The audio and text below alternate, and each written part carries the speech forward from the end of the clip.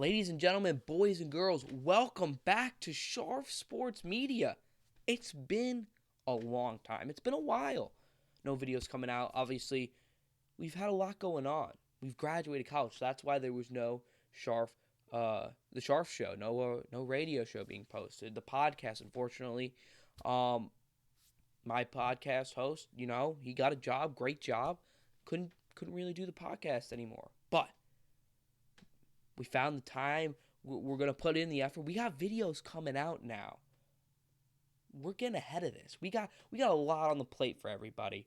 So get ready because we got a lot going on in sports right now. But what we're here to talk about today is the New York Giants going up against the Miami Dolphins. And if you said, Josh, what are your chances that you're giving the New York Giants to go into Miami and upset the Miami Dolphins? I would say almost none. Almost none. I have very little belief in this team right now, but we'll get into how they can make that improbable upset happen. We'll start on the offense. You got no Andrew Thomas. You got no John Michael Schmitz. Probably Shane Lemieux's out as well. Justin Pugh's not going to be ready, although I do like that signing. So you're going to have more Evan Neal, more Marcus McKeithen, more Joshua Izudu, more Ben Brenison. And I'll tell you what. You know what I have more confidence in? I have more confidence in a wet paper towel than this offensive line having more resistance. A revolving door stops more than this offensive line. A traffic cone poses more resistance than this offensive line.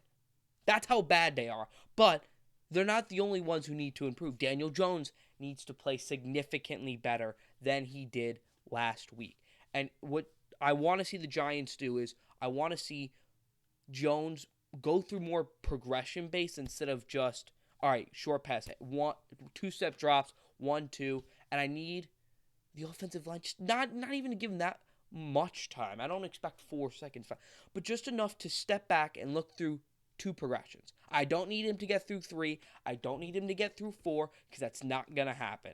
I should know better. But if he can get through his first 2 progressions without having it be mollywopped, okay, I can take that because Bradley Chubb is going to feast. Jalen Phillips, going to feast. Christian Wilkins, all these guys. And looking, we're going to we're going to pad our stats, pad our stats this week. That's what they're looking at this game as. So I want to see the offensive line hold up for Daniel Jones to get through his first 2 progressions. Daniel Jones, be able to read the defense. The Witherspoon sack last week was all on him. He did not see him approaching the line, did not adjust the protection, and that cost a sack. Luckily, no fumble there. He also has to be able to, after the first, stay in the pocket for his first 2 progressions, which the offensive line needs to provide. But there was a bunch of times where he got nervous feet, and he would move out of the pocket before he needed to, and he could have sat there for another second or 2 and tried to make a pass, but unfortunately he would try to escape when sometimes he didn't need to. So he needs to stand strong in the pocket, look through his first 2 progressions, and after the second one, then start to try to escape the pocket and find somebody else. Or find your 3rd progression or your 4th progression, or go back and see if one of the first 2 get open. But keep your eyes also downfield when you escape, because Daniel Jones, what they showed last week is when he was escaping the pocket, he was only looking at the first down marker, which is okay to look like, no, but you should know where that is regardless. You shouldn't have to stare at it. You should be looking at your receivers downfield.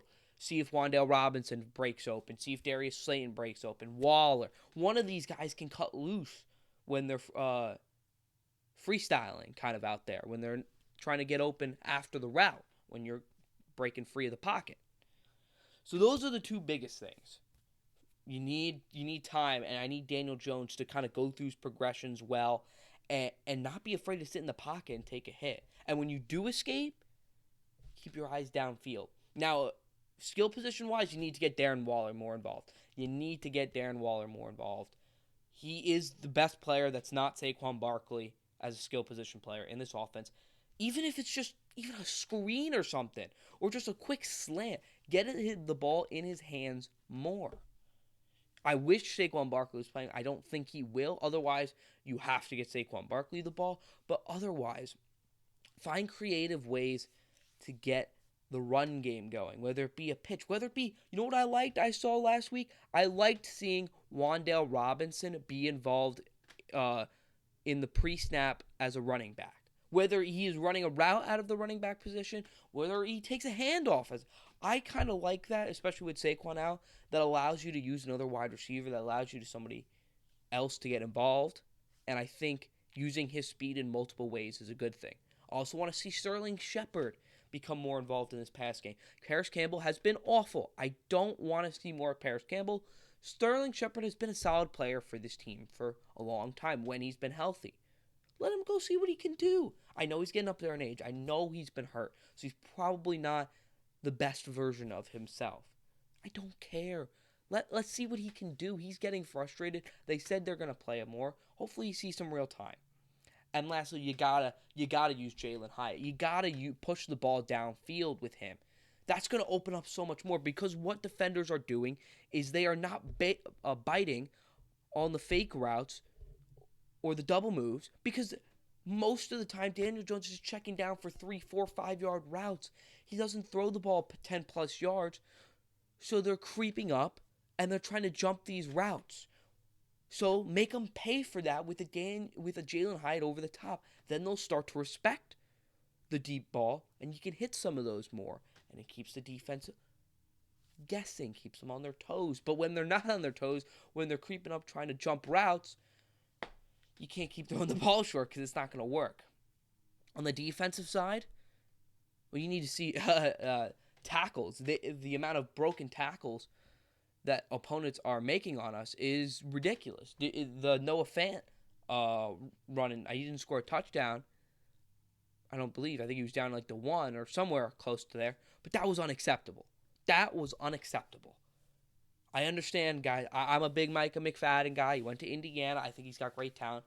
He needs to improve his tackling. I understand he's a small guy. Wrap him up.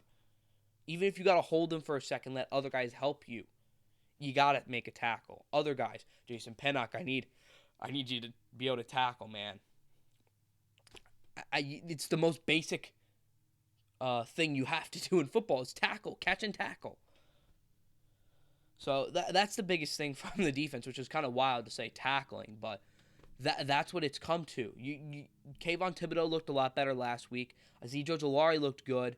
Deonte Banks has looked very good so far this year. This is going to be a different beast, though. Miami Dolphins offense is no joke. The least amount of points they put up is 20 against the Bills. That was they didn't play great in the second half.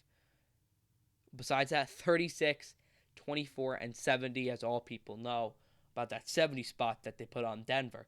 But guarding the speed of Tyreek Hill, guarding the speed of Jalen Waddle, Braxton Berrios even is a solid player. You got Achane, you got Mostert. Those are good players. They're fast, small, and fast. So you got to be able to tackle. You got to be able to hold on and get them to the ground. Because if you let them get out in open space, good luck. Good luck because you're not going to be able to catch them. So keys to this game are don't make the tackle. Don't allow 2, 3 broken tackles on a play for defense. And keep these guys, these big speed guys, not size-wise, big speed guys in front of you. Don't let them get behind you. On offense, give Daniel Jones a bit of time. You cannot be a wet paper towel as an offensive line. Daniel Jones, go through your progressions and be able to stay in the pocket. Take some deep shots. And get Darren Waller and Jalen Hyatt more involved in this football game. Overall, the Giants are an 11-point underdogs as I'm seeing it now. I don't think we cover. I'll be honest. I think this game ends, I'll go 31-17. That's my final score prediction. Hopefully the Giants can prove me wrong as I can't take much more of this as a Giants fan. This season has just been very deflating. it hurts. It really does when you have so much expectation. I feel like I'm watching the Mets, which I already got enough of them in the summer. But I need more from this Giants team. I need them to give me something. I'm urging to just have a good sports team. I know the Devils are coming, and that's all I'm looking forward to in life right now is my New Jersey Devils. But I need the Giants to just give me something. So thank you guys so much for watching. We'll have a post game, me reacting to this game on Monday. We got a lot more videos coming out, so stay tuned. Thank you guys so much for watching. I'll see you on the other side.